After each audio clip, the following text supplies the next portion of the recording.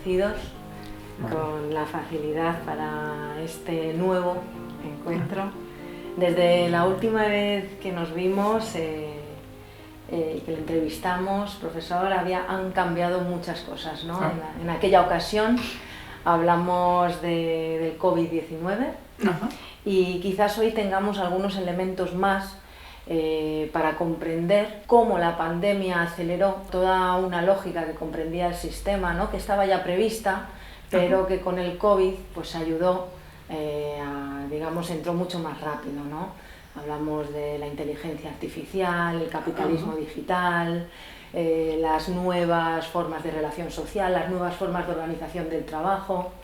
Y queríamos saber si está analizando, ¿no? O sea, de aquella vez que hablamos, ¿cómo ve ahora esto? Bueno, primera observación, la reacción de Venezuela frente a la pandemia ha sido excelente.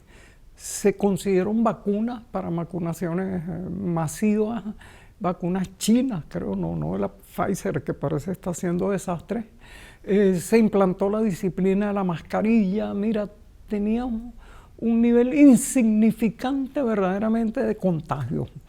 No obstante lo cual, muchos amigos míos murieron, pero en líneas generales, en cuanto a la acción sanitaria, a mí me parece fue sumamente excelente. Ahora, en el mundo, ya el COVID aceleró una tendencia que yo veo que es lógica, que es la del trabajo en casa. Mira, cerca del 70% del PIB global es producido actualmente por el llamado sector terciario, que es manejo, modificación, análisis de comunicación, de información. Yo siempre he dicho, ante esos desastres de millones de automóviles dirigiéndose al centro de las ciudades, que la información tú no la trabajas en la oficina, la trabajas en tu cabeza. Y uno tiene la cabeza puesta la mayor parte del tiempo. Uno no tiene por qué hacer una traslación que está acabando con las reservas de hidrocarburos del planeta y contaminando hasta el centro. Con las redes informáticas tú puedes trabajar en casa, que es lo que hago yo aquí. Como soy escritor, pues, con una pequeña maquinita hago mi trabajo y lo comunico. Por cierto, tengo como 3 o 4 semanas sin internet. Es bien interesante experimentar como la inexistencia, porque uno para reclamar eso tiene que abrir una página web. Entonces la página web no se puede abrir porque no hay internet. Toda una serie de cosas así interesantes. Pero lo cierto es que el paso hacia la descentralización del trabajo es importante porque te permite la desconcentración de esas urbes inmensas que se están tragando la energía del mundo y produciendo mucha contaminación. Además, esa desconcentración y el hecho de que el trabajo se haga en casa te podría permitir de una vez bajar el número de horas de trabajo. No estamos inventando nada. Ya Carlos Marr en los Grundrisse tiene un fragmento extraordinario sobre las maquinarias y su efecto en las horas de trabajo de las personas y cómo a la postre gran parte del trabajo va a ser hecho por las maquinarias. Es un texto iluminador. Les recomiendo también a los que escuchen esta entrevista El alma del hombre bajo el socialismo, de Oscar Wilde. Dice, las máquinas harán todo el trabajo repetitivo, rudo, laborioso, sucio. Al hombre le tocará entonces simplemente crear o vivir la vida, que ya eso es una finalidad suficiente. Y John Maynard Keynes, hacia el primer tercio del siglo pasado, decía que para fines de siglo él preveía que se podía, en virtud de la automatización, hacer una jornada laboral de unas 15 horas, más o menos semanales. Mucho más es posible, pero no se ha hecho, porque mientras el trabajo siga siendo alienado y el capital trate de obtener el máximo de él, entonces lamentablemente la condición del trabajador va a ser cada vez más grave. las máquinas universales, como les decía Turing, te crean casi un nuevo modo de producción. En el capitalismo, la materia prima, la maquinaria para transformarla y la mercancía le pertenecen al capitalista, no le pertenecen al trabajador. En este nuevo modo de producción, la información, en gran parte, puede pertenecerle también al trabajador porque es libre. Las máquinas universales para modificar y trabajar son en líneas generales muy accesibles, y finalmente esa información le pertenecería al trabajador. Fíjate cómo se abre una nueva perspectiva. Ahora, desde luego eso no resulta real porque el capital fragmenta las tareas. Cada persona tiene nada más una parte mínima del circuito de trabajo, y además al no haber la restricción de los relojes y todo eso, las personas se sobreexplotan.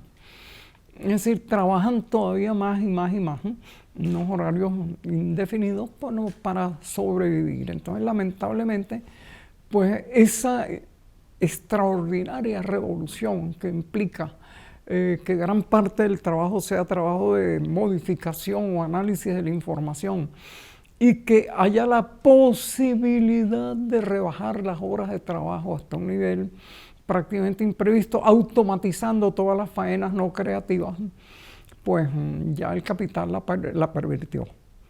Ya que estamos hablando de estos temas en las nubes, bueno, fíjense lo que ocurrió hace poco con el llamado chatbot y otros mecanismos. Hasta hace poco parecía que había unas tareas en principio reservadas para el ser humano, ¿no? Bueno, no, resulta que las máquinas hacen diagnósticos médicos con mayor velocidad y precisión que los médicos verdaderos.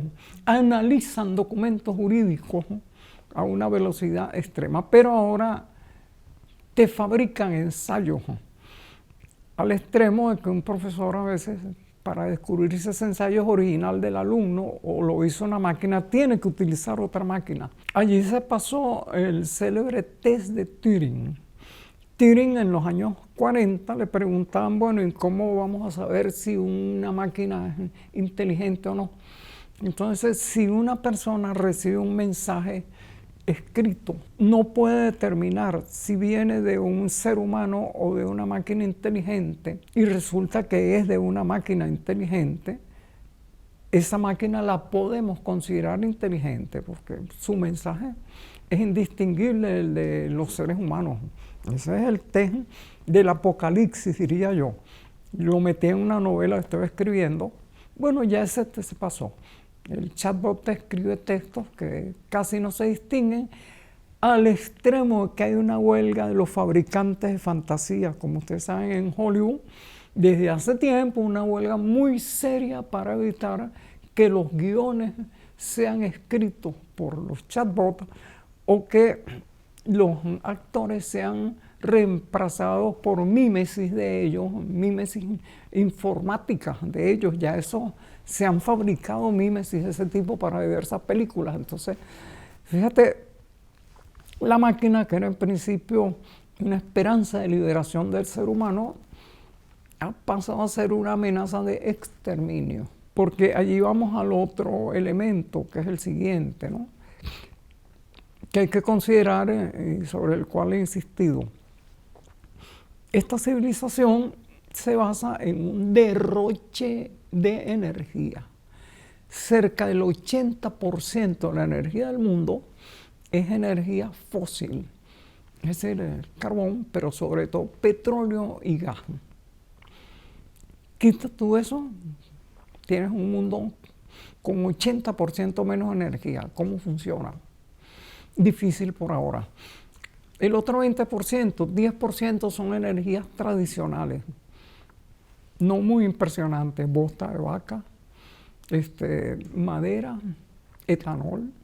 Y el otro 10% se lo reparten entre la energía hidroeléctrica, la energía fotovoltaica y la energía eólica, que han despertado muchas esperanzas, desde luego, es justo, habrá que ir recurriendo a ellas obligatoriamente, pero ¿cuánto cuesta en energía fósil hacer uno de esos molinos de viento que producen electricidad? ¿Cuánto cuestan las células fotovoltaicas? Se habló mucho del automóvil eléctrico, además está hecho de aluminio, que requiere una inversión de energía prodigiosa, y además las baterías son de litio y tienen que ser, mala palabra, recargadas. Toda la propaganda de los automóviles eléctricos no menciona la palabra recarga para nada. Tú te tienes que estar recargando el automóvil una noche para poder más o menos usarlo un poquito durante un día. La carga ahorita yo creo que no te va para dar más allá de 200 kilómetros, algo así, y es muy lenta. Pero además, sustituir el parque automotriz del mundo actualmente requeriría una inversión de energía fósil escalofriante. Es decir, habrá que recurrir a esas energías, pero la idea es que vamos de aquí a 2030 tener un mundo nada más con energías alternativas, no. Que se requerirá mucho más tiempo y se requerirá en todo caso la energía fósil. Sin eso no hay salida. Ahora, ¿qué pasa con la energía fósil? Parece que ya se ha pasado el llamado pico de la energía fósil.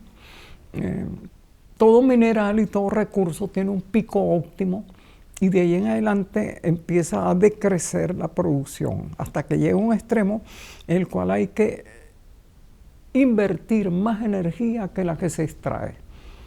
Entonces, ya el pico óptimo parece que se ha pasado entre British Petroleum, la Agencia Internacional de la Energía, la OPEP, etc.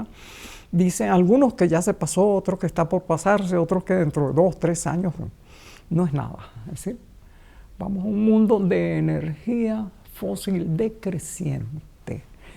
No es que tengamos corriendo que habilitar otras energías por el CO2 o lo que sea. Por cierto, el CO2 es lo que respiran las plantas.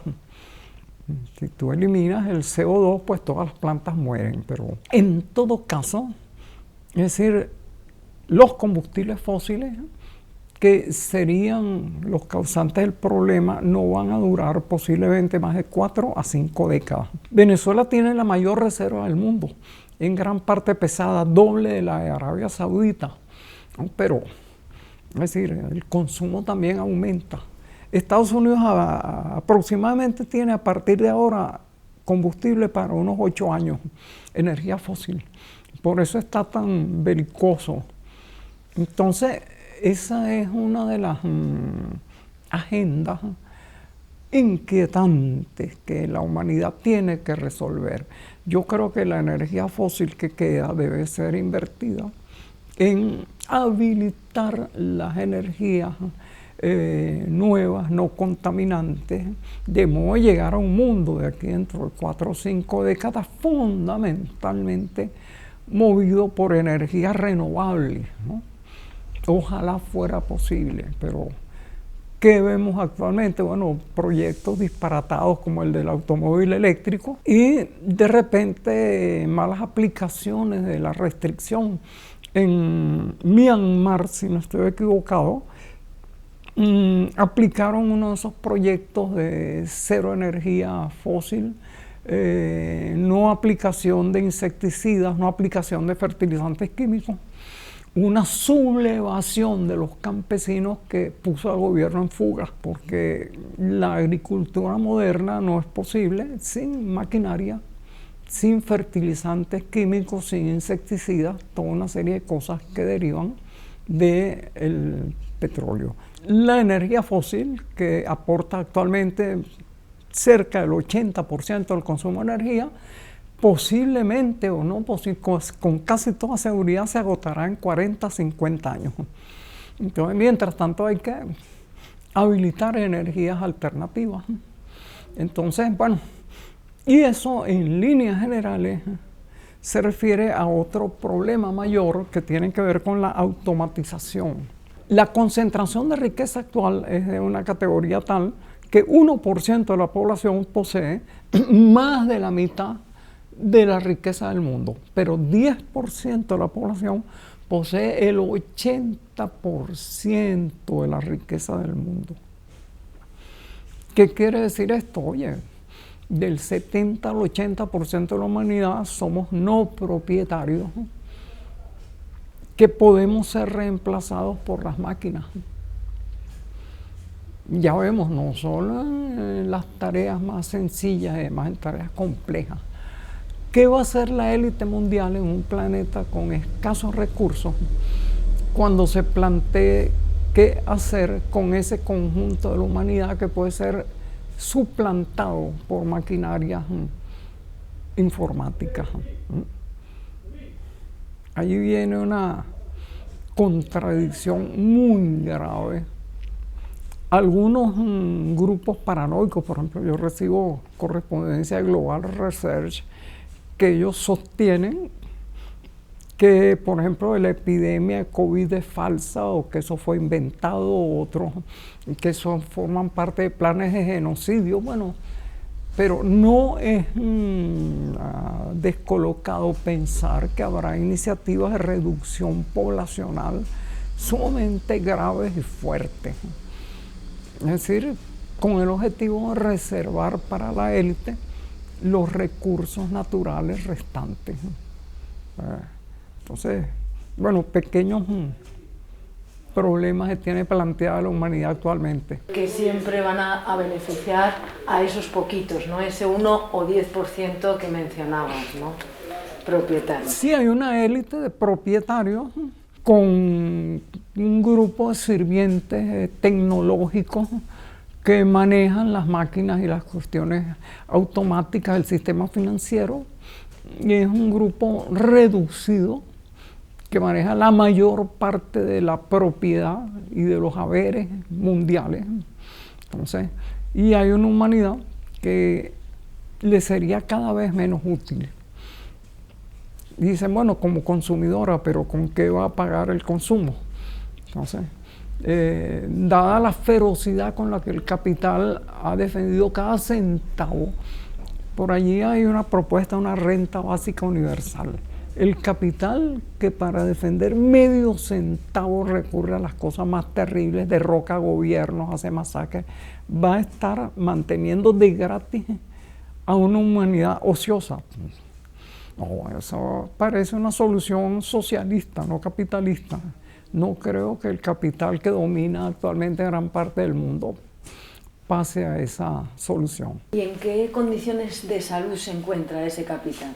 Hablando incluso del imperialismo norteamericano, bueno, ¿no? Ese capital está en situaciones muy graves. Muy graves por lo siguiente. Hay una ley que la formuló también Marx, tienen que ver hace 2 siglos casi, que es la ley del rendimiento decreciente del capital. El capital se aplica en un ramo, sus rendimientos son buenos, viene la competencia entre ellos, por lo que sea, la tasa de rendimiento del capital tiende a hacerse cada vez menor y por lo tanto la tasa de explotación se tiene que hacer mayor. Entonces eso es grave y no se ha podido resolver hasta ahora ese problema. Seguimos entonces con otro elemento, que es además la hiperconcentración de capitales. Ya hablamos de eso. Oye, el 1% de la humanidad dentro de poco poseerá el planeta. No nos hagamos ilusiones, si sigue este ritmo de concentración, que además la pandemia lo aceleró, dentro de muy poco tiempo, un 1% más o menos de la población de multimillonarios poseerá el planeta. ¿Qué van a hacer esos señores con la otra gente que no es propietaria y que les está ocupando sus recursos naturales? Preguntémoslo, ¿no? Entonces, entre esa ultraconcentración del capital, que podría acelerar el momento en que, como decía Carlos Marx, los expropiados expropien a los expropiadores, está la ley de baja del beneficio, ¿no? Que es constante y que tiende pues a manejar el capital. Y por el otro lado está el colapso del sistema monetario actual, fundado en el dólar desde los acuerdos de Bretton Woods. Estados Unidos lo que ha hecho es pagar todas sus acreencias en el exterior con papel pintado de verde, pero eso se está acabando. Hay una cantidad de países que no lo aceptan. Rusia, desde luego, tiene su sistema aparte fundado en el rublo, China en el yuan. La OPEP empezó, y sobre todo Arabia Saudita, a no aceptar el dólar. Hay otros países que se están independizando de él, países enormes, como por ejemplo India. Entonces, está planteado un nuevo sistema monetario. Algunos hablan de una moneda digital, posiblemente, pero la hegemonía de Estados Unidos, fundada en la impresión ilimitada de dólares, se está terminando. Y una de las pruebas de eso es la inflación en los dólares en el propio sistema estadounidense. Se equivale a que se ha impreso ingentes cantidades de papel verde, se paga todo con eso y llega un momento en que el poder adquisitivo de ese medio de pago empieza a bajar. Bueno, son perspectivas aterradoras, ¿no? O inquietantes o a veces esperanzadoras sobre lo que se nos viene. Todo depende de cuál sea la respuesta. A nivel geopolítico también han pasado muchas cosas, ¿no? Una de ellas, una de las tantas guerras que prevalecen a día de hoy y que es novedosa, es la guerra de Ucrania. ¿Qué lectura hacemos? ¿Por qué esta guerra? ¿Cómo caracterizaríamos este conflicto? Estados Unidos tiene una especie de manía completa de hegemonía que se enfoca tanto en lo que era en un tiempo la Unión Soviética y ahora Rusia, como en China. Se apoyaban supuestos elementos ideológicos que eran mentiras. Actualmente Rusia es tan capitalista o más que Estados Unidos y sin embargo hay un diferendo con Rusia. Estados Unidos no puede tolerar ninguna otra potencia, la coexistencia con otras potencias. Y entonces, bueno, está atacando a Rusia porque es la menos fuerte de las dos potencias que compiten con Estados Unidos. China es actualmente la primera economía del mundo y primera en tecnología, en otra serie de aspectos. Ahora, es absolutamente absurdo. Infinidad de veces Europa ha probado la destrucción de lo que era Rusia, luego de la Unión Soviética, sin resultado. Ha sido una especie de segunda tumba de los imperios. Cada vez que alguien se propone acabar con Rusia, pues fracasa. En ese sentido, la política de Estados Unidos actualmente logró lo que era para Henry Kissinger, el genocida que acaba de cumplir más de 100 años, una de las cosas más temidas, que es empujar de nuevo a una unión entre China y Rusia. Fíjense, una ágil diplomacia o quién sabe qué cosa logró que hubiera un llamado conflicto chino-soviético. Se separaron esos dos grandes bloques. Eso resultó en beneficio de Estados Unidos, pero ahora Estados Unidos ha logrado volver a unirlos y a unirlos en la lucha por la supervivencia. Si Estados Unidos sigue empeñado en ese conflicto, no es difícil saber en qué va a terminar. Pues, evidentemente Estados Unidos no va a lograr sus objetivos. No digo que sea derrotado, porque actualmente, a menos que se utilicen armas nucleares, tú no vas a poder atacar un país que es medio continente y que está separado de los demás, pero Estados Unidos no va a lograr, creo yo, destruir a Rusia, porque además esa destrucción de Rusia o ese intento de destruir Rusia se encontraría con la oposición de China. Tener a las dos grandes potencias de la Tierra en contra es un problema sumamente serio. Ahora, en mi opinión también Estados Unidos aquí, luego de que logró una especie de hegemonía sobre Europa, está utilizando a Europa como carne de cañón para resolverle sus problemas con Rusia. Simplemente, ¿qué tenemos aquí? Bueno, tenemos la OTAN o la OTAN, tenemos los recursos de Europa, no nos importa, vamos a quemar a esa gente allí.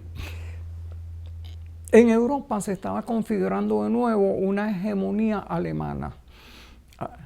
las guerras anteriores fueron para impedir la hegemonía de Alemania. Es decir, en un mundo en que ya estaba repartido entre las potencias imperiales, Alemania empezó a pedir espacio vital y lo que fuera, pero no, ya eso se acabó. Entonces, la Primera Guerra fue para aniquilar a Alemania. Alemania se unió con el gran imperio otomano, que implicaba las riquezas, los recursos y la población de todo el Oriente Medio. Se la aniquiló. En poco tiempo se volvió a alzar, y aplicando un keynesianismo militar, volvió a ser una potencia poderosa. Bueno, hubo la Segunda Guerra Mundial para volver a destruyeron otra vez Alemania, y al poco tiempo Alemania volvió a ser la potencia económica más grande de Europa, fíjense. Entonces, Alemania tenía hasta hace poco un núcleo de países con los cuales mantenía intercambios comerciales, industriales de toda índole, sumamente beneficiosos para ambos. Entonces, y eso dependía de la energía barata que le suministraba a través de los oleoductos que le suministraba Rusia. Misteriosamente fue volado el Nord Stream 2 o el 1, no sé. Y entonces ahora Alemania no tiene energía para mover sus industrias. Los países aliados a ella están enfrentando una crisis sumamente grave, al igual que la propia Alemania. Y en conjunto, entonces, Europa está afectada por esa guerra cercana. A Estados Unidos le beneficia por dos cosas. Primero, le vende a Europa su gas y sus hidrocarburos de fracking a unos precios verdaderamente absurdos.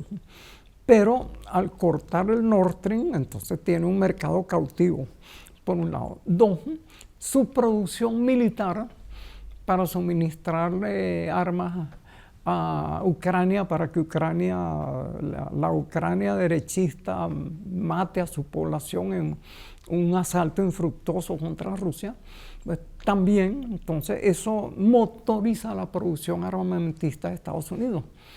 Pero a la larga está quemando a su gran aliado, que es Europa.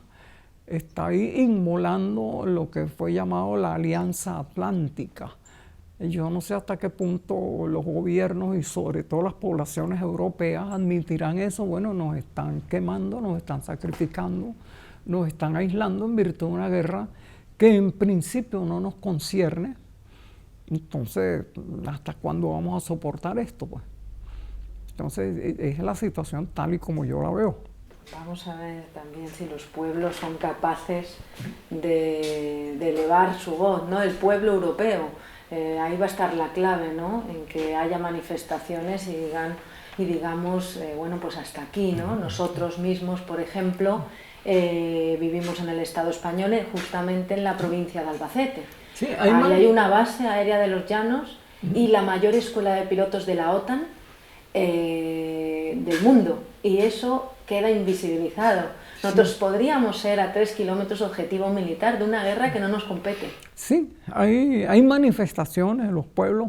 Ha habido, bueno, fíjense lo que hubo hace poco contra el gobierno de Macron, etcétera. Ha habido toda una cantidad de gobiernos que han tenido una adhesión electoral bajísima, etcétera. Pero es lamentable decirlo, Europa es un continente ocupado.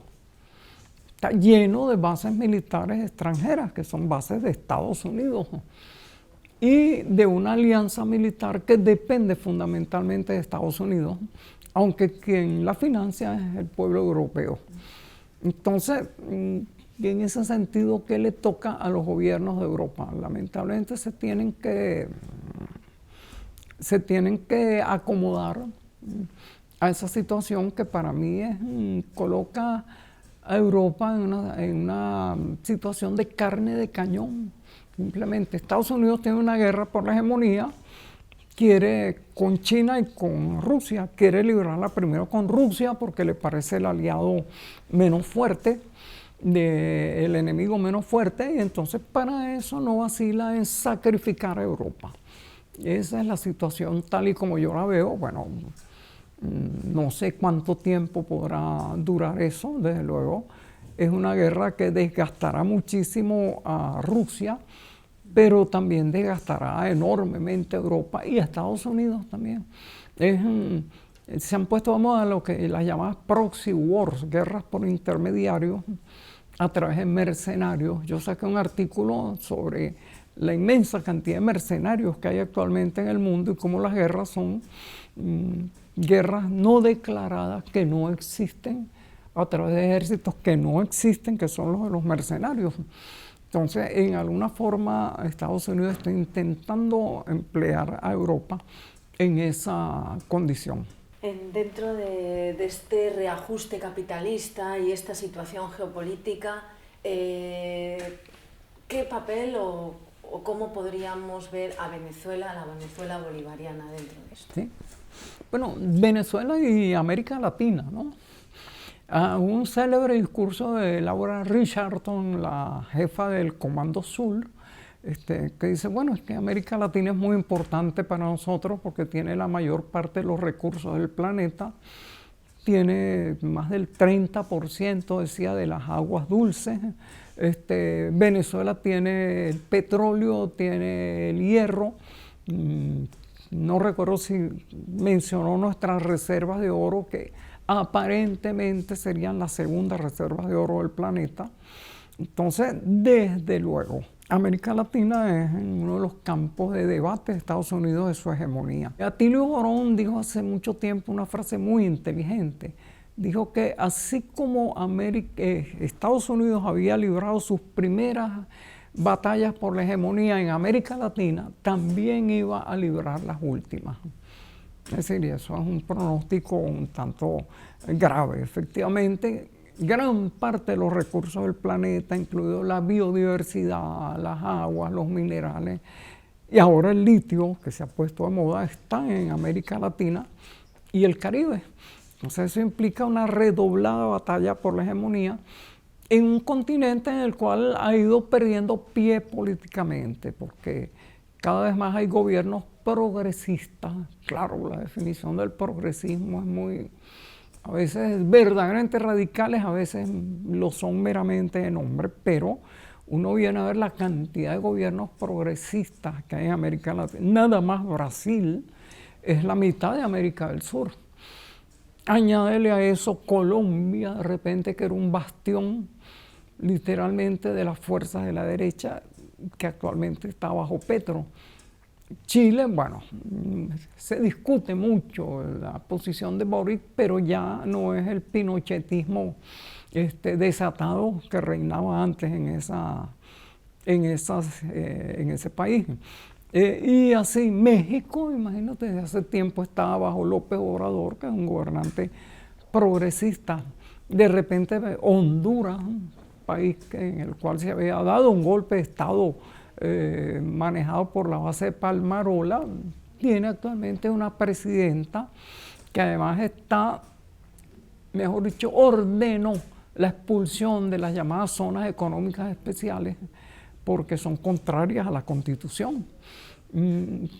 Además está el Caribe. Bueno, en líneas generales, el mapa de América Latina y el Caribe es políticamente muy controversial y no necesariamente favorable para Estados Unidos. Entonces, aquí hay toda una guerra por la hegemonía que librar. Bueno, en Venezuela nos han sometido a una de esas guerras sin que nosotros lo queramos. Desde antes de la elección de Hugo Chávez Frías ya había una campaña violenta en contra. Desde entonces hemos sufrido golpes de Estado, sabotajes, invasiones de mercenarios, robo de nuestros activos en el exterior, bloqueos de todo tipo, sabotajes de toda índole. Hay una guerra, es decir, nos han declarado la guerra sin que nosotros hayamos ejercido ninguna acción hostil contra Estados Unidos y así también contra los demás países de América Latina.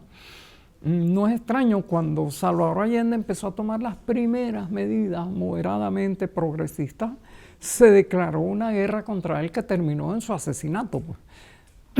Entonces, en Venezuela estamos en esa situación. Ahora, Venezuela es vital en el sentido de que está en el área del Caribe, a una distancia moderada del Canal de Panamá. Por cierto, hay un proyecto de trazar un segundo canal por Nicaragua. Ya Simón Bolívar en la Carta de Jamaica en 1816 hablaba de los canales que se trazarán por el istmo. Y cuando tomó el poder en Angostura en 1819 nombró una comisión para estudiar técnicamente. Fíjense la importancia de ese proyecto. El canal de Nicaragua daría paso a los supertanqueros que ya no pueden pasar por el canal de Panamá y posiblemente se haría bajo cierta preponderancia comercial china. Imagínense ustedes lo que significa eso para Estados Unidos. Simón Bolívar decía que Panamá tenía tal importancia que bien podría situarse allí la capital del mundo por la importancia del paso interoceánico. Esto lo decía él a principios del siglo XIX, imagínense. Lo que ha sucedido ahora, han pasado casi 2 siglos, cómo se ha acrecentado eso. Entonces, bueno, lo cierto es que Estados Unidos tiene sobre América Latina y el Caribe una hegemonía cada vez más disputada, más controvertida, menos firme, y habría que ver qué va a resultar de eso pues, en las décadas inmediatas. Justamente el escenario multipolar podría despertar y el surgimiento de nuevos procesos revolucionarios. Bueno, fíjate tú que ya nada más Hugo Chávez Frías fue un agente en la creación de un conjunto de organismos internacionales. Primero UNASUR, que era todas las repúblicas del sur, después la CELAC, que era la unión de los estados latinoamericanos y caribeños, además, y esos 2 grandes bloques se crearon sin la presencia de Estados Unidos, aparte de que se creó además el ALBA, ¿no? Que es esencialmente los países más progresistas pues, de la región. Entonces, bueno, ya América Latina no es una región dominada por la OEA, que no sé si fue el Che Guevara o Fidel Castro que dijo que era el Ministerio de Colonias de Estados Unidos. No, es una región que da muestras de autonomía, que está inclinada hacia otros horizontes. Está, por ejemplo, el BRICS, por un lado. El Mercosur tiene relaciones con la Unión Europea, con el BRICS, con otros lados. Es decir, aquella América Latina de mediados del siglo pasado, donde Estados Unidos era la ley suprema, ya ha evolucionado hacia unos grados de autonomía bastante notables. Y hay que tener en cuenta que es también una América Latina abierta al comercio con China. China hasta el presente, su expansión se ha referido a una expansión comercial, no ha intentado invadir a nadie, imponer, quitar gobiernos, no, en absoluto. Ellos muy modestamente y moderadamente lo dicen, mire, queremos tener relaciones comerciales de mutuo beneficio y demás. Entonces, no es extraño que China vaya ganando parte. Hay unas estadísticas sobre el incremento de las relaciones comerciales de China con nuestros países latinoamericanos bastante notables. Cada vez más la porción del comercio exterior que está ocupado por China va acercándose y superando incluso a la porción de comercio exterior que lucía Estados Unidos.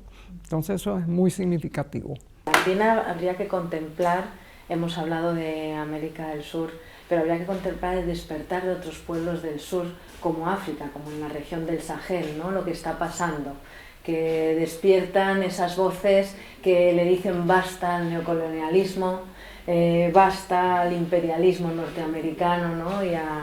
y a ser segundones y no tener autonomías. ¿Qué lectura podemos hacer de lo que está pasando en África? Bueno, evidentemente es una reflexión de los pueblos y también de los gobiernos. Pues.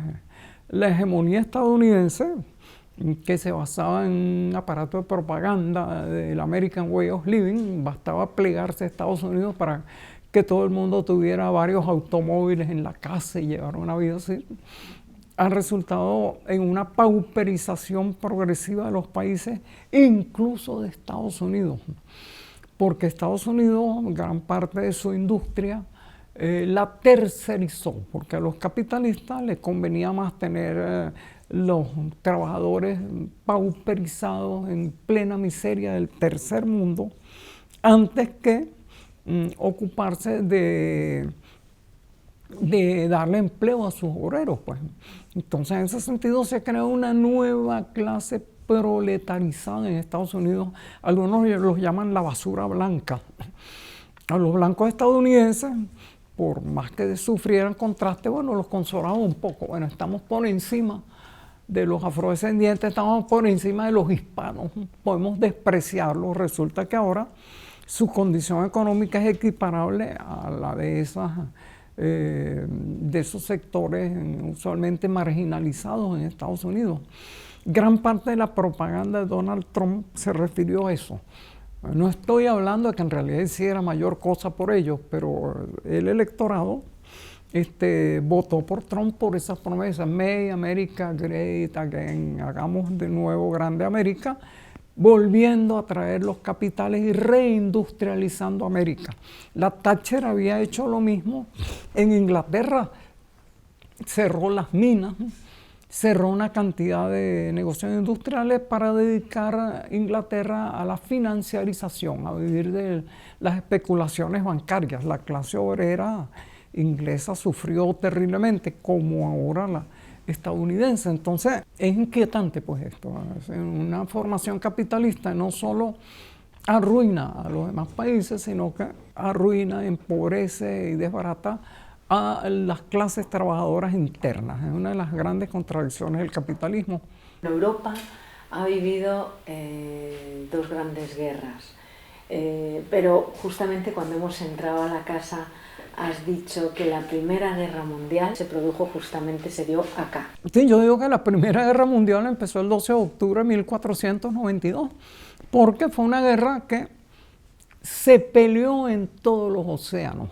No solo en el Atlántico y el Caribe, sino que después se extendió al Océano Índico, todo lo que rodea África por la trata de esclavos, el Océano Índico, los mares del Asia.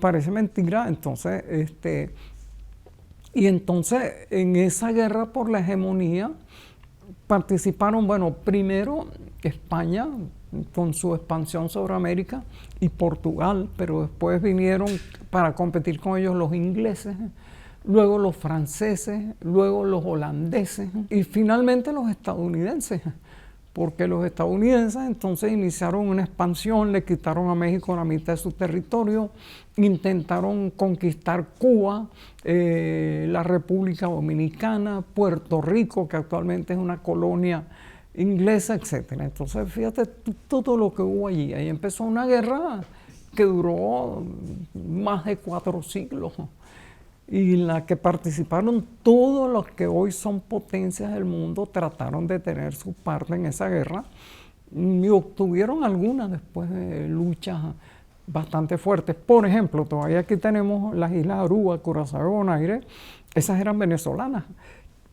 Y nos las arrebataron los holandeses en su guerra de liberación contra España porque necesitaban la sal de las salinas de Venezuela para sus industrias. Primero, salazón de arenque para los viajes náuticos, fabricación de quesos, curtiembres y toda otra serie de aplicaciones industriales. Primero montaron unas salinas en Araya, cuando fueron expulsados se fueron a la isla de la Tortuga venezolana y cuando fueron expulsados de allí tomaron Aruba, Curazao y Bonaire hasta hoy. Fíjate tú cómo hay los restos de esas batallas coloniales, ¿no? Oye, en un momento los holandeses tenían bases en todas las costas de América, del lado oriental de América, del Atlántico Norte, el Caribe, el Sur, etc. Nueva York fue primero una colonia holandesa, y la gobernó Peter Stuyvesant, que fue el mismo que tomó Curazao. Fíjate cómo hubo esa pugna entre los imperios para la repartición final del mundo, que es la que conocemos actualmente.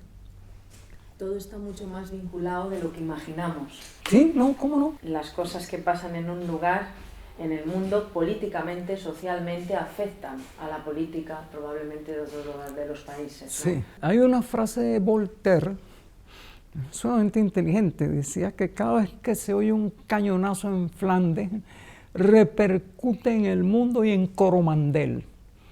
Es decir, las guerras y los conflictos bélicos están íntimamente vinculados. Entonces, cuando oigan una guerra en tal sitio, es una guerra local. Ya casi no hay guerras locales, casi todas son manejadas por madejas de intereses, incluso desde la invasión de América es así. En un artículo reciente, Luis, comentas: las crisis generan desastres económicos, políticos y sociales. Estos desembocan en guerras y estas a veces en revoluciones. La soviética y la china surgieron del caos del sistema capitalista que acompañó a la Primera y Segunda Guerra Mundial. ¿Vivimos escenarios propicios para nuevas revoluciones? Insisto con esto. Sí, cómo no. Mira, históricamente, casi todas las revoluciones que han surgido en los resquicios dejados por los conflictos entre las potencias existentes, ¿no?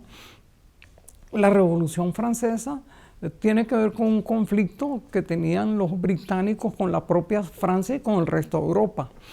Pero también, pasando ya a épocas más cercanas, oye, la Revolución Soviética tuvo que ver con la Primera Guerra Mundial.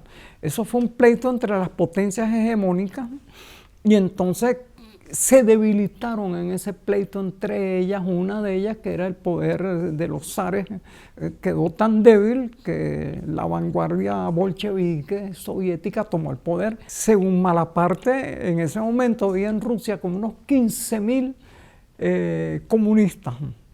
Imagínate tú, toman el poder en esa cuestión tan inmensa. ¿Cómo toman el poder los comunistas chinos? Bueno, hay otro pleito hegemónico. Los japoneses intentan conquistar China. Si hubieran conquistado China, conquistan Asia, gran parte del mundo, pero eso lleva a la guerra mundial. Estados Unidos entra en la guerra del Pacífico, hay un atajaperros entre los japoneses y los rusos, y mientras tanto entonces parte de las potencias que estaban interviniendo en China también se ven debilitadas por la Primera Guerra Mundial. Resultado, al final, después de la larga marcha, Mao logra la victoria total. Sin embargo, en China quedan restos coloniales, está Taiwán, hasta hace no mucho estaba Hong Kong. Eran lo que llamaríamos ahora zonas especiales que tenía el imperio dentro de China, pero las mismas pugnas imperiales acabaron con ellas. Esa pugna de la Segunda Guerra Mundial facilitó los procesos de descolonización. Fíjate tú que África, grandes porciones del mundo, ante la debilidad de las potencias hegemónicas, dijeron, bueno, necesitamos que nos concedan una independencia, aunque sea una independencia simbólica, para luego ver si avanzamos hacia la independencia social y económica. Entonces, bueno, son procesos. Y ahora yo creo que América Latina, bueno, puede y debe aprovechar ese conflicto entre potencias. De hecho, al principio Cuba, que quedó prácticamente sola ante la agresión de Estados Unidos, se apoyó en una ayuda, en un intercambio con la Unión Soviética, y eso le permitió sobrevivir. Ahora, cuando la Unión Soviética se disolvió, pues Cuba demostró que tenía la autonomía suficiente para sobrevivir, incluso en medio de grandes padecimientos. Pero esa es la regla. Entonces estamos actualmente en un enfrentamiento entre Estados Unidos, la expotencia hegemónica total, que está intentando imponerse a Rusia y a China. Entonces lo que tenemos es que, valiéndonos de esa confrontación, intentar imponer nuestros puntos de vista. Nuestras propias guerras de independencia en América Latina y el Caribe tuvieron que ver con lo que llaman en España los sucesos de 1908, que es que Bonaparte manda a sus tropas a ocupar Portugal y de paso se queda con España, logra poner a su hermano José Bonaparte prácticamente de gobernante de España, y entonces mientras hay ese elemento de debilidad, aquí declaramos las independencias. De hecho, nuestra independencia en 1810, el inicio fue una cosa bien curiosa, la declaramos con una junta conservadora de los derechos de Fernando VII, porque nos envían desde España un gobernante, Vicente Emparán, que era enviado por José Bonaparte. Y entonces se alega astutamente, no, nuestro rey legítimo es Fernando VII, por lo tanto no podemos ser gobernados por un señor que nos envían los franceses. Y entonces, mientras eso se resuelve, nos declaramos autónomos e independientes. Después, el 5 de julio de 1811, sí, la independencia total, ya eso. Pero fíjate, era tan claro que esa turbulencia que había en España los debilitó. Y entonces, en virtud de eso, se declara la independencia en Venezuela, después de eso en la Nueva Granada, después de eso en Guayaquil, etcétera. Una serie de pronunciamientos independentistas, lo mismo que en Argentina también, ¿no? Entonces, fíjate, una lucha entre potencias, era un pleito entre Francia e Inglaterra, que tuvo por presa a España y Portugal, y en función de eso también se declaró la independencia, entre comillas, de Brasil. La casa gobernante portuguesa se fugó y llegó a Brasil, y entonces los brasileños, viendo la debilidad de esa casa, declararon emperador a don Pedro, que era un descendiente de esa casa. Entonces hicieron el grito de Ipiranga, don Pedro emperador. ¿Y qué iban a decir los portugueses? Pues era el descendiente de la Casa Real. Así también ese pleito y los sucesos de 1908 también facilitaron la declaración de independencia de Brasil. Fíjate, claro, tenemos que aprovechar, en pelea de gatos los ratones aprovechan, entonces tenemos que aprovechar nuestra ventana de oportunidad, como dirían ahora los cursis. La Segunda Guerra Mundial, sin embargo, produjo debilidades, ¿no? No debilitó, sin embargo, lo que quiero decir es al régimen franquista. Sí que es verdad que acabó con dictaduras europeas, pero ¿qué pasó concretamente en el lugar de donde procedemos nosotros? Bueno, fíjate, es bien interesante lo que ocurrió después de la victoria de Estados Unidos. Mira, Estados Unidos dijo, bueno, en realidad Estados Unidos, su enemigo era la Unión Soviética. A pesar de que la Unión Soviética había hecho casi todo el esfuerzo de la Guerra Mundial, ojo, solo a mediados de 1944 es que un soldado aliado pone el pie en Europa. Toda la guerra la habían peleado esencialmente los soviéticos, no solo contra Alemania. Alemania reunió un ejército en el cual solo la mitad de los soldados eran alemanes, para lanzarlo contra el resto eran soldados de otras naciones europeas, incluso una división azul española. Fíjate tú, entonces bueno, pero después de aquello, los aliados estaban a la expectativa viendo, vamos a ver quién gana. Y nos arreglamos. Y cuando vieron que los soviéticos venían en carrera hacia Berlín, entonces intervinieron, porque si no hubieran intervenido los soviéticos no paran en París, llegan hasta Lisboa. Es decir, bueno, es un supón, como quien dice. Entonces ellos simplemente intervinieron para bloquear a su enemigo histórico, que era la Revolución Soviética. En ese sentido, algunos gobiernos conservadores, como el de Franco, le sirvieron. Franco, muy astutamente, no quiso intervenir en la Guerra Mundial, aunque envió, te repito, una división azul a favor de los nazis. Pero cuando llegó el momento en que se estaba desbaratando, no quiso recibir a refugiados importantes, los llamaba o algo así, es decir, de modo que los nazis no se podían refugiar teóricamente en España, y mantuvo, y entonces Estados Unidos dijo, bueno, Estados Unidos, que había dejado caer a España en manos del falangismo, porque puso un bloqueo para que la República no recibiera armas. Es decir, la República Democrática no pudo defenderse, mientras que el falangismo sí disponía de más todo el apoyo. Ahí estuvo metido la Wehrmacht, estuvo metido la Fuerza Aérea Alemana, etc. Entonces, España pasa a ser, hasta cierto punto, aliada de Estados Unidos, al extremo de que España le permite varias bases militares. Entonces, Italia, que entonces tenía un cierto nivel de izquierdismo, con el apoyo declarado de Estados Unidos va pasando hacia la derecha, incluso con series de asesinatos de personalidades de izquierda y todo eso, al extremo de que los partidos comunistas quedan divididos, muy inoperantes, etc. Pero fíjate tú, tan interesante lo siguiente. ¿Quién dirige el programa espacial de Estados Unidos? Wernher von Braun, el mismo chico que apuntaba a las B-1 y las B-2 contra Londres. Inmediatamente, vente para acá, papacito, te amamos, eres muy simpático, vente a hacer cohetes para nosotros.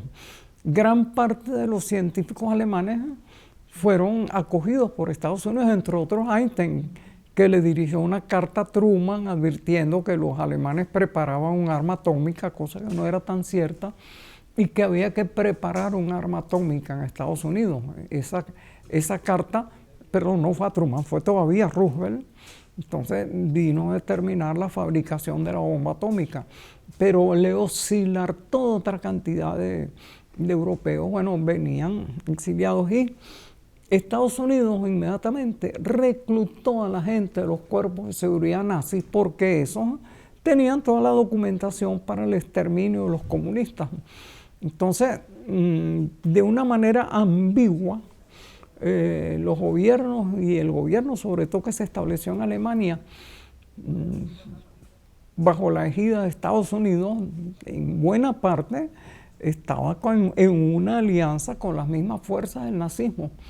Es decir, bueno, ustedes nos van a servir a nosotros exterminando a los comunistas y les perdonamos la vida. Eso explica un poco la supervivencia de Francisco Franco, pero Francisco Franco además omitió involucrarse de una manera frontal en la Segunda Guerra Mundial, envió la División Azul, etc.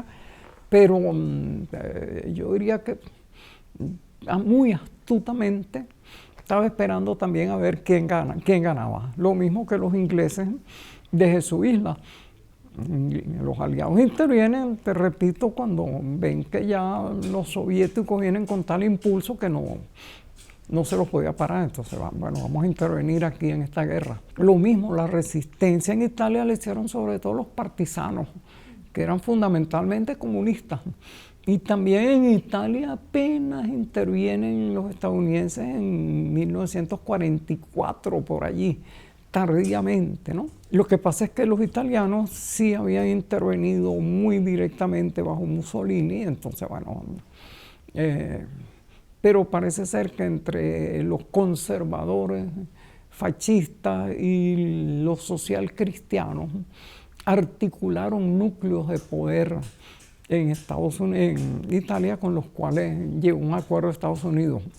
Detalle adicional, muy interesante. Uno de los agentes del progreso de la democracia en Italia fue un señor llamado Lucky Luciano. Lucky Luciano entró en un acuerdo con el gobierno de Estados Unidos para facilitarle la invasión de Italia, porque él tenía un poder establecido en Italia que era la mafia.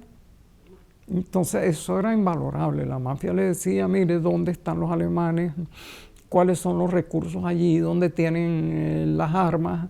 ¿Con qué apoyo se puede contar entre la población? ¿Quiénes son antigermanos, etcétera? Entonces era literalmente, al ordenarle Lucky Luciano a la mafia que entrara en colaboración con Estados Unidos, proporcionó un agente invalorable. Y entonces Estados Unidos pagó, entre otras cosas, respetando esos poderes que estaban establecidos en Italia. ¿No? Esas cosas extrañas. Parece que además la historia es de hace mucho tiempo, pero está aquí al ladito. O sea, no ha pasado para lo que es los siglos, los milenios, ¿no? que llevamos poblando la Tierra. Estas son historias recientes. Bueno, la historia tiene esas cosas raras. Dentro de esa anecdotología, ¿quién era Joe Kennedy? Joe Kennedy era un mafioso estadounidense, era el zar del contrabando de licores desde Canadá a Estados Unidos. Entonces él invirtió parte de su dinero en la industria cinematográfica y entonces llegó prácticamente a ser embajador de Estados Unidos ante Inglaterra por todas las cuestiones políticas que tenía. Ahora, cuando llegó la guerra, eso creó un problema porque yo era además fascista. No, Estados Unidos no podía tener un embajador fascista en Inglaterra. En todo caso, pues uno de sus hijos sí murió peleando en la guerra, pero John Fitzgerald en parte entró en la Casa Blanca con el apoyo de lo que llamaban el Rat Pack, es decir, la pandilla de las ratas de Hollywood, que le sirvieron como de agentes de propaganda. Frank Sinatra, Louis, toda esa cantidad de tipos fueron con una especie de agencia de propaganda de John Fitzgerald Kennedy. Entonces Joe logró meter a su hijo en la Casa Blanca. Fíjate, ni más ni menos las pequeñas, eso desde luego no lo dice la historia, pero fue así. Sí, un tipo surgido de las filas de la mafia pone a su hijo en la Casa Blanca y a otro de sus hijos en la Fiscalía General de la República de Estados Unidos. Y fíjate que curiosamente cuando hay la muerte de Kennedy, al supuesto asesino, para que no hable, lo cose a tiros un tipo de la mafia. Y digo de la mafia, que además estaba enfermo de cáncer y muere 6 meses después en la cárcel. Oye, hay toda una serie de historias ahí sumamente extrañas sobre la sucesión y la alianza de poderes que eran antes enemigos.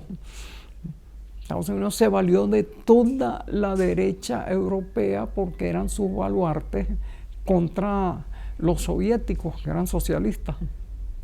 Bueno. Y así se escribe la historia. Raúl, no sé si quieres preguntar alguna cosa. Al profesor, es el momento. Porque...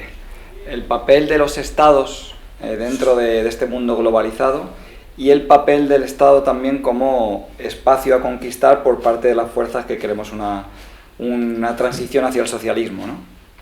Sí, bueno, hay una mitología de que ya las naciones no existen. Y por consiguiente los estados no, eso no es cierto. Fíjate tú cómo la Unión Soviética se disuelve en gran parte por la acción centrífuga de todo un grupo de naciones a quienes, por cierto, el poder soviético les había conservado su identidad nacional, su lenguaje, su cultura, sus costumbres, su constitución. Incluso en sus pasaportes figuraba la nacionalidad de su... Bueno,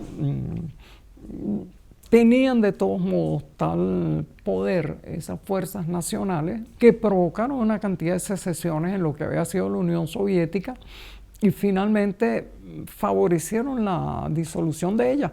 Aunque una encuesta que se hizo en la Unión Soviética, cerca del 80% de la población no quería que se disolviera. Pero bueno, en todo caso, fíjate, esos grupos culturales nucleados alrededor de poderes que al final devienen estados han sido las fuerzas motrices de las revoluciones.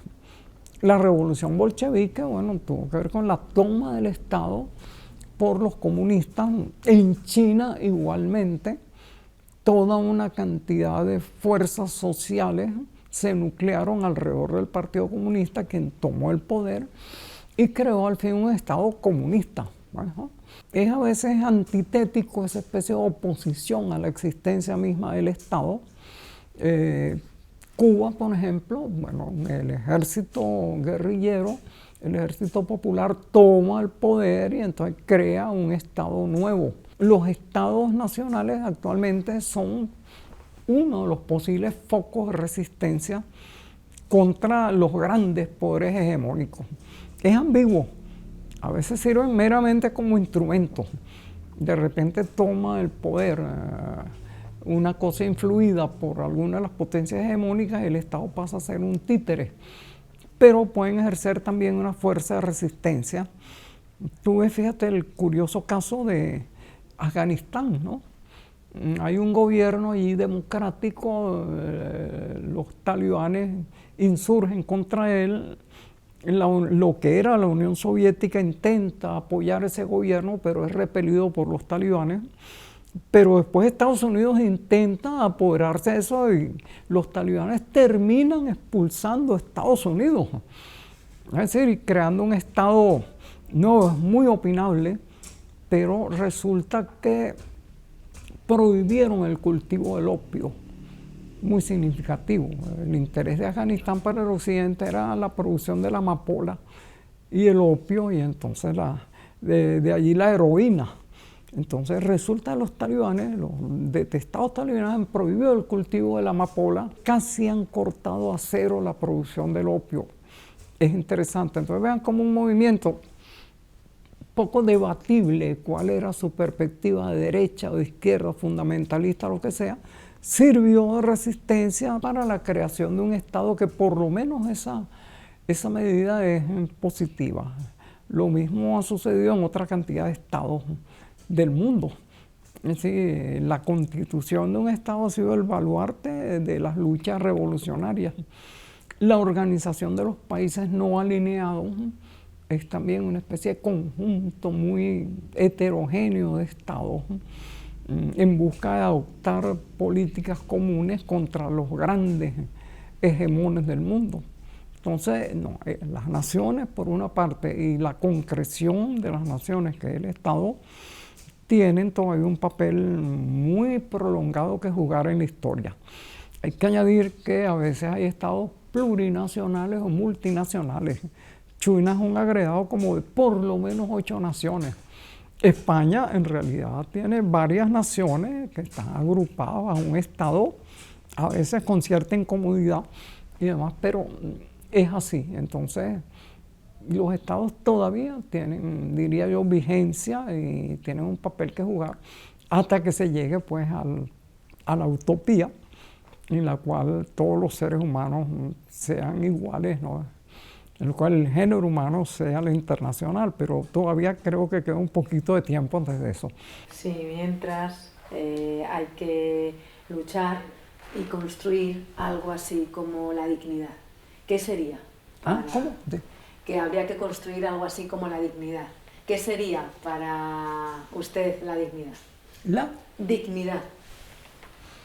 Oye, ese es un término como señorial, pero la dignidad vendría a ser el respeto de que el ser humano tenga una posibilidad de sobrevivir y de tener alguna autonomía en sus preferencias y sus decisiones. Es decir, si tú le niegas a una sección importante del género humano la posibilidad de sobrevivir, lo estás degradando casi por debajo de los animales. Y si le estás quitando la autonomía de sus decisiones, también. Entonces la autonomía o la dignidad vendría a ser fundamentalmente facilitar al ser humano la capacidad de sobrevivir y de, a través de la supervivencia, tomar las decisiones fundamentales sobre su destino. Y si habláramos, profesor, de algo así como la dignidad de una nación, la dignidad de Venezuela. Tiene que ver exactamente con lo mismo. Es decir, bueno, a Venezuela hay que recalcárselo a las audiencias externas. La han bloqueado, somos una fortaleza sitiada, un poco como Numancia en España. Nos robaron todos nuestros activos en el exterior. no podemos vender el petróleo y nuestros recursos naturales porque aquel que nos compre es sancionado también. Hay un proceso que en derecho penal se llamaría extorsión. Nos bloquean los recursos. En Argentina aterrizó un avión nuestro que traía suministros, pusieron preso a toda la tripulación y además eso todavía el avión está confiscado allá. Es decir, se ha hecho todo lo posible para, como decía Obama, torcerle el brazo a Venezuela. También cuando se iba a derribar Allende, se trataba, decía Kissinger, de que llore de miseria la economía chilena. Entonces, por un lado, se está haciendo eso y por el otro lado, ya en el nivel político hemos hablado. Nos han maquinado golpes de Estado, nos han reconocido gobiernos fantasmas en el exterior, a los cuales se toma como el gobierno legítimo, nos han invadido con mercenarios, han hecho intentos de magnicidio, nada más contra el presidente Maduro hay como 3 intentos de magnicidio que han fracasado clamorosamente. Entonces, bueno, todo eso es para impedir que Venezuela pueda satisfacer sus necesidades, comerciar con el resto del mundo y además de eso tomar decisiones políticas independientes sobre su propio destino. Parece ser que la idea de ellos es que hay que atormentar al pueblo venezolano hasta tal grado que el pueblo venezolano elija el gobierno que le conviene a Estados Unidos. Es una situación de extorsión que es inaceptable. Entonces, bueno, todas esas mal llamadas sanciones, que no son más que medidas coercitivas o medidas de extorsión, tienen esa finalidad. Bueno, muchas naciones europeas entienden lo que es esto porque han estado bloqueadas durante la guerra, sometidas a situación, sus pobladores sometidos a situaciones de discriminación. Algunos han tenido que emigrar huyendo de conflictos, etc. Toda esta situación está ahorita enfocada contra Venezuela, que es un país que no ha agredido jamás a nadie. Los ejércitos de Venezuela salieron nada más en la época de independencia, a partir de 1810, liberaron lo que actualmente son otros 5 países, regresaron a Venezuela, dejando a esos otros países que se gobernaran por sí mismos y más nunca el ejército venezolano ha salido de nuestras fronteras. Tenemos una vocación curiosamente pacífica, pero entonces nos han agredido sin ningún otro motivo y el objetivo es no la aniquilación del gobierno, es la aniquilación del pueblo. Un pueblo al cual se le impide subsistir, pues que se está tratando de liquidarlo y eso va contra la Carta de las Naciones Unidas. También hay un acuerdo en el sentido de que no se puede aplicar medidas coercitivas, que ya está por ser firmado por la mayoría de los países de la Organización de Naciones Unidas. Tenemos el derecho, pero de todos modos Estados Unidos tiene la fuerza y es el único argumento que aplica. Profesor, nos queda, si quiere cerrar con algo, ¿cree que queda algo? Bueno, yo diría lo siguiente, los esfuerzos de Estados Unidos por bloquearnos parece que cada vez son más débiles.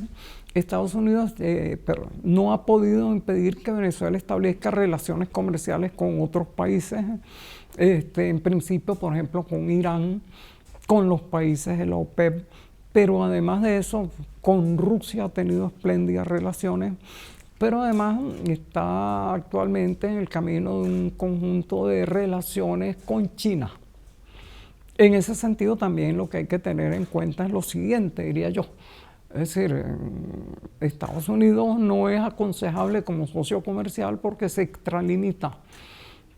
Quiero obtenerlo todo a cambio de nada. El interés nacional exige que también Venezuela en cualquier relación con cualquier otra potencia externa considere esto. Es decir, tienen que ser unas relaciones dignas en las cuales no haya una entrega total y definitiva de recursos, de soberanía, etcétera, a cambio de la posibilidad de comerciar. Venezuela tiene ya más de 2 siglos de combate por su soberanía, pues entonces, así como ha luchado contra Estados Unidos por no comprometerla, no debería comprometer ni la soberanía ni la totalidad de sus recursos con algún otro país que se le presente como alternativa. Es decir, tiene que mantener una posición mesurada y soberana en sus relaciones con el mundo. Bueno, pues que se oiga alto y claro en los lugares de la tierra a lo que llegue la entrevista. Muchísimas gracias. Bueno, gracias a ustedes.